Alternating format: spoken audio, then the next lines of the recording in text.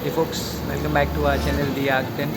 Today is 22nd September and I am at Hualien Station going to Taipei in a fast local train. So there were two trains, one at 5:30 and the next one is 6:05. 6:05 is the one which goes to Taipei, and it is raining a little bit here today, and I think it's expected to rain for until 8 or 9 a.m. local time. But mine is the next train.